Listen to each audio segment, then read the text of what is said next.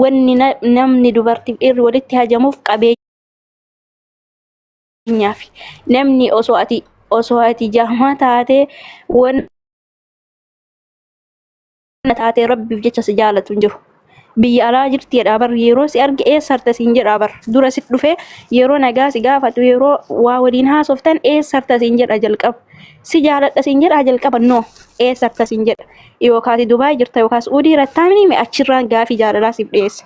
So san xiqqoo si wajjin haasa'ee maal qabda siin jedha yookaan attuu waan qabdu guutuu ittiin nuti sammuun keenya hir'uu waan ta'eef waa dhuunfachuu hin dandeenyu kana booda wallaahi laziim ol kaana bakka namni nu jaalate akka nu uf qabne nu waliin haa jiraatu.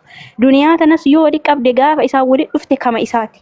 Keetiif ka isaati ka ilmoo teessaniiti bakka manas qabaattu manni sun hadda cinqamtee ijoollee meeqa wallaahi billaahi ijoolleen maqaa soddaatiitiin mana bitattee kasaarte hiriyyoonniti. Inni gaafa kaanii haga isii nyaatee gabbu'ee tabiraa fuudha. Isii manni ka haadhaati haati maal asii qabdeetti haga siif naga kuni waan qara dubbatanii taranii ani hadha irra deebi'e waan ijatee naan agarre. Miti ati ka soddaatii namaa achi gati abbaan maan kee ka irraa dhalatte ila bar. Abbaa kee ka gudee darraa baate yoo ati duniyaa san qabaatte duniyaa san fuudhee ambawwuun sitti hin kennu abadan. Saniif jecha wallaahi obboleettiitii bulteen deeggamte. Kanaaf Oromoo kan koo jabaadhaa jiraadhaa. Assalaamu alaikum warahmatullahi wabarakatuh. Carraa kana naa kennu keessaniif galatooma.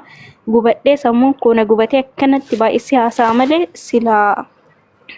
silaa dubbachuu yoo dandeenye ammoo baguma carraa dubbachuu kana arganne alhamdulillahi rabbil aalamiin ulfaadhaa galatooma jiraadhaa guddadhaa rabbi isin ol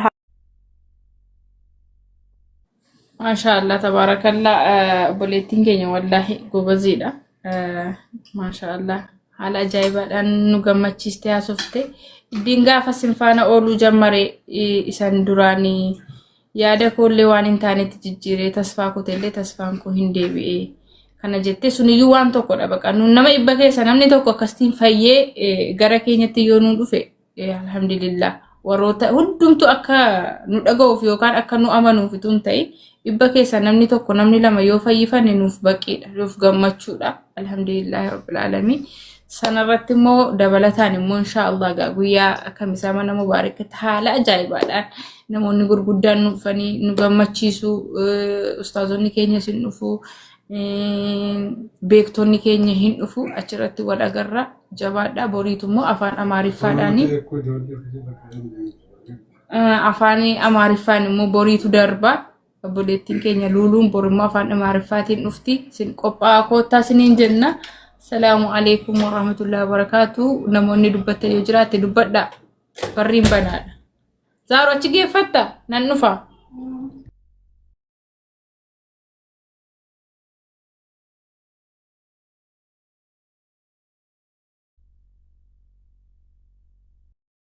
Carraa takkaan argatin dubbadha.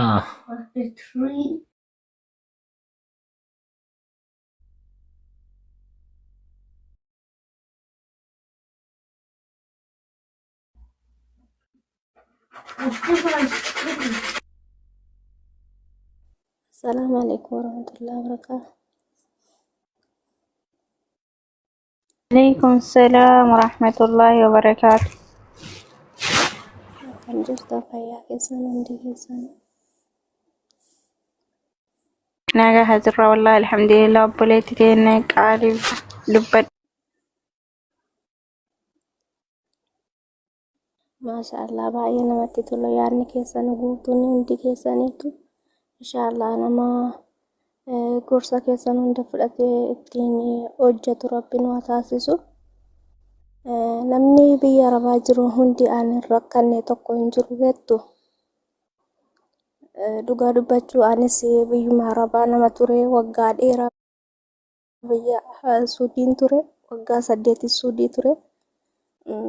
Rakkoo baay'ee nama dabarsisanii galee namni miidhama dhabee hin jiru. Biyya galeessi nama dhiyoo biyya galee rakkadhee biyyuma ormaatti deebi'ee baay'ee ulfaata wallaahi. Ani danni gaafa ishii akkasii jala dhaggeeffachuu jammaree amma tokko sammuun koo hara. Lubbu itti Sammuun koo fufisi hara. dhaga'an. Sagaleen koo nagama. Maa jedha dubbadhu rakkoon gogu. Sila kanaatiif namni hin miidhamne hin jiru. Biyya Arabaa keessatti dhugaa dubbachuu ani biyya Arabaa ture waggaa 8 sila kanaaf biyya Suudiin ture duraan rakkoo baay'een irra gahaa ture sinii galee miidhama baay'een miidhamee ture namni namaa beeku hin jiru. Yeroo biyya Arabaa jirtan hundi namaa nama jaalata. Obboleessa taananii abbaa taananii fireenyuyyuu si jaalata. Sinii galee gini immoo yeroo harkaa dhabdani namni sareedha namaan jedhu hin jiru. Si jaalachuu miti jechuudha.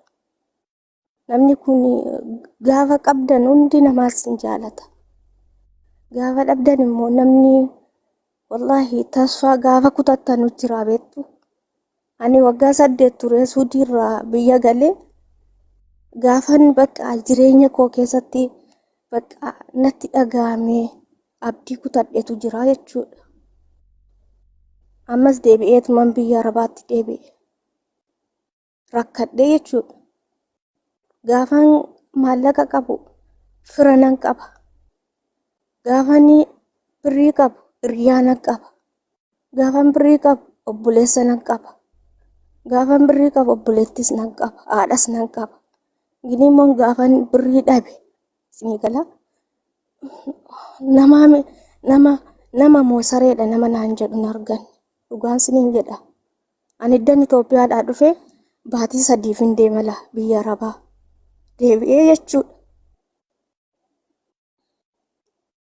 Jaalalli hundi yeroo birrii qabdu bichaa namni nama jaalata. Dhugaan siniin jedha.